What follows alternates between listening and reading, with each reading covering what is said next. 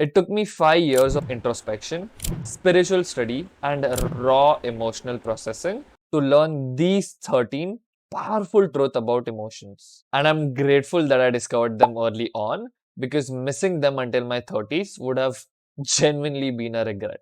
I start with the simple ones and end with the most brutal and life altering realizations. Number one, emotions are in the body. I used to think that emotions are exclusively in the mind or in the brain.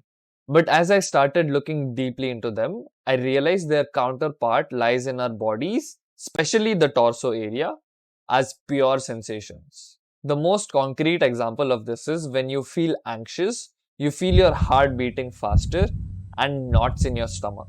Second, we carry unfathomable amounts of resistance. As I started looking keenly into emotions, I realized how much resistance I carry around feeling certain emotions or sensations. People will go to great extents to avoid feeling some emotions. The reason why you avoid social situations is not because you fear people, it's because you fear the sensations you'll feel when you're around them. Third, our default is suppression. By default, you're suppressing emotions right now as you're watching this. And so am I. It's become so habitual that after a point, we don't even realize that it is happening. It's analogous to trying to keep a beach ball under the water. Although you cannot see it anymore, it takes a lot of effort to keep it down there. Later, I talk about how stupid simple it is to reverse this default. However, it's simple but not easy. Fourth, the emotions we refuse to feel will continue to operate from the subconscious. Have you ever acted in a certain way and wondered, who the fuck was that? Because that most certainly wasn't me. Maybe you lashed out on someone or say something that you didn't mean. That was your suppressed emotions operating you like a puppet from the subconscious. Fifth, trauma is the resistance to feel emotions. My sister in her childhood once ran into this flock of pigeons, and ever since she's afraid of them because the noise of the pigeons flapping away was too intense for her as a child. So the trauma for her is not the incidents in her childhood, not the sound of their wings flapping, but rather the resistance to emotions she feels when she hears the sound of pigeons flapping their wings. Sixth is there are two types of trauma. When you hear the word trauma, you probably think of things like sexual abuse, war trauma, etc. But there's another kind of trauma which is universal. That is, everyone experiences it. It's called the small t trauma. A child has certain inherent psychological needs. And when these psychological needs are not met, the child experiences this small t trauma. And this is my personal experience and observation that these small incidences of small t trauma can accumulate over the years and compound to hinder your lives to a great extent. Seventh, processing emotions is understanding emotions. Processing these unfelt emotions or trauma is not about getting rid of them. I, for the longest of time, thought that I want to get rid of my anxiety, but that just fed into the resistance and didn't help me out. More than that, it's not possible. There's a reason that evolution gave us these emotions.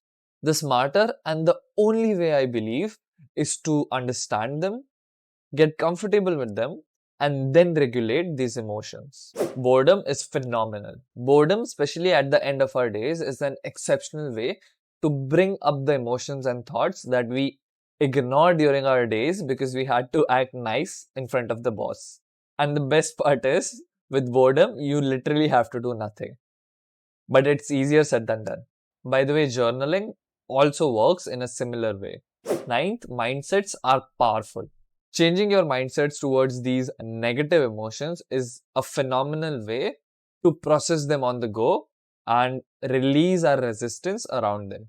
Simple changes like looking at anxiety as something that empowers us and gets us ready to face a challenge is proven to boost performance and helps you familiarize yourself with it. More negative is more positive. As I allowed myself to feel these emotions that we label as negative, my positive emotions also went through the roof. And now I am happier and more content as a person. 11th, there are no bad emotions. Our bodies evolved in a much different surroundings than we find ourselves currently in. And each and every feeling that you experience serves evolutionary purpose. If you'll never feel fear, what do you think stops you from jumping off a building? 12th, contentment is the shit. We all say I want to be happy, but happiness is a feeling and it's transient like all of them. One moment I'm happy because I'm having a cake, and in another I'm sad because it's finished and I want more. Contentment is not an emotion, but it's more like a state of being. People have been content with the objectively worst of scenarios. Diogenes was happy living in a barrel. As we start getting comfortable with the whole spectrum of emotions, we approach the sweet spot of being content with anything and everything. 13th, gratitude is beautiful. Humans are inherently wired and biased to focus on the negative things in life. But gratitude is an emotion of being okay with the here and now.